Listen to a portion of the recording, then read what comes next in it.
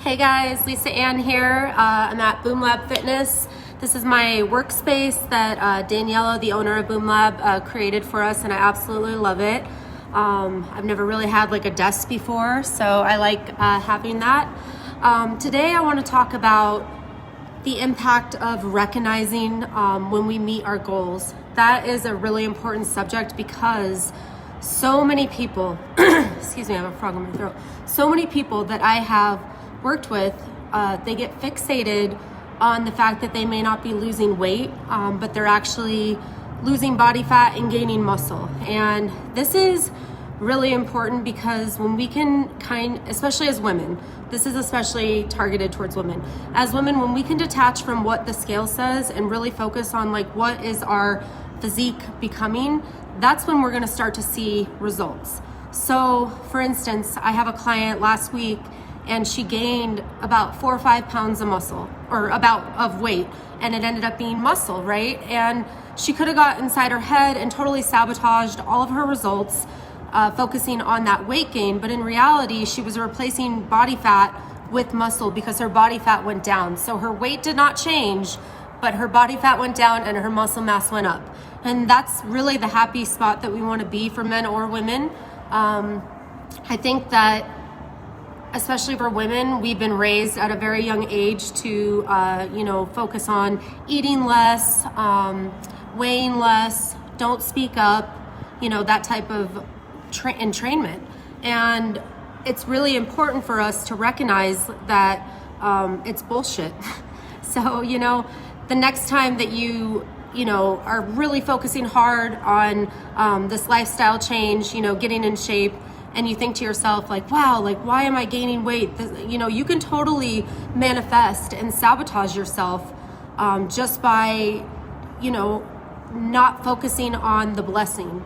And what I mean by that is a lot of times we have blessings that are coming to us, but we recognize them as struggle or as conflict or as just something that you really don't even want to deal with.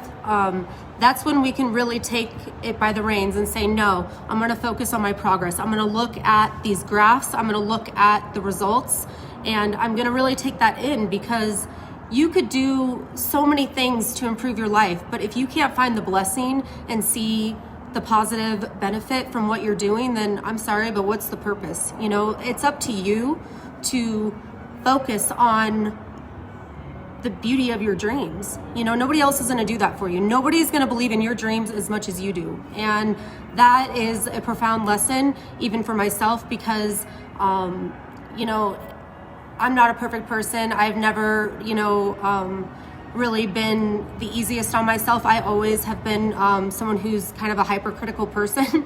And to be able to recognize though when I am seeing results or when I am accepting the blessings that are coming to me in my life, that I'm really able to change and kind of tune into that vibration. I read a book a long time ago and it said, okay, there's a reason why people who are overweight cannot lose weight. And it's because, let's say they cheat, right? They have a cheat meal. They cannot detach themselves from that cheat meal. They have to be able to let it go and move on. And that is a very difficult thing for people.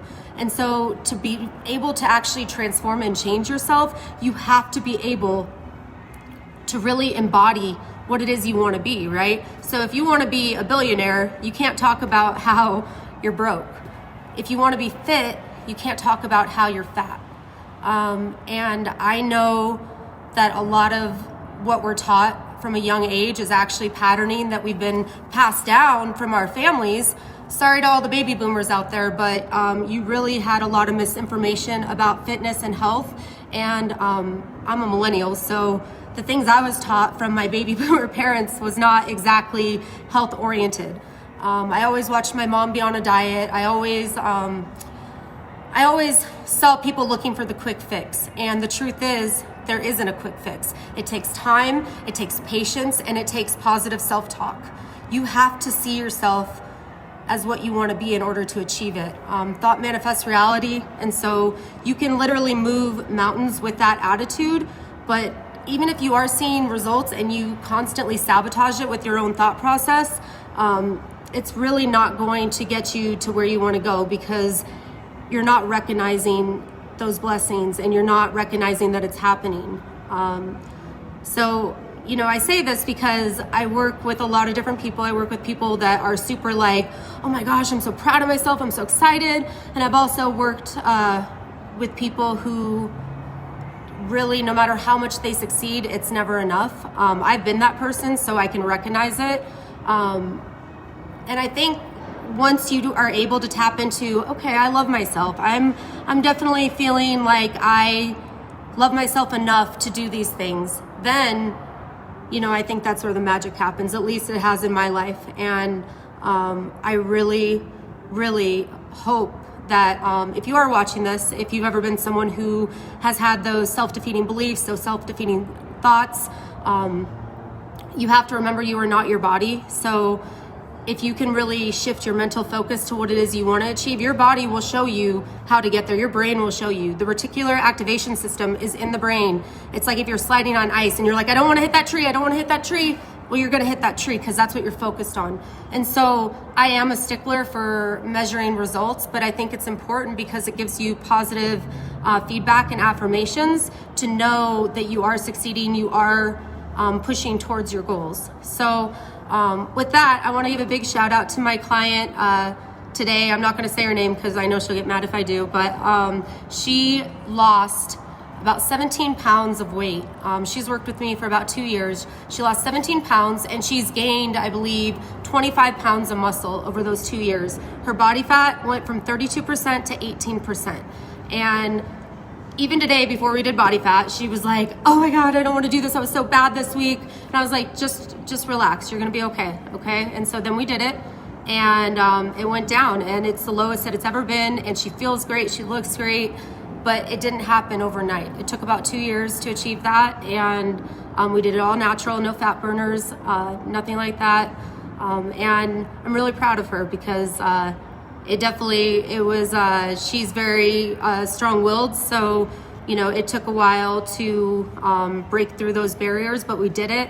And I know you're watching, so I'm proud of you. And yeah, so I hope you guys have a wonderful weekend. And you know, over this weekend, maybe think to yourself like, hey, what was I taught by my parents that I live out in my life today? So I'll give you an example of something.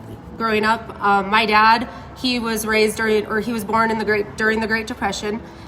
So he would make these extravagant meals. He'd make this like chicken fried dinner, right? But we couldn't eat before the meal. So we had to be like starving before we could eat the meal. So that goes against pretty much everything I do in my life now because I eat literally every 2 hours.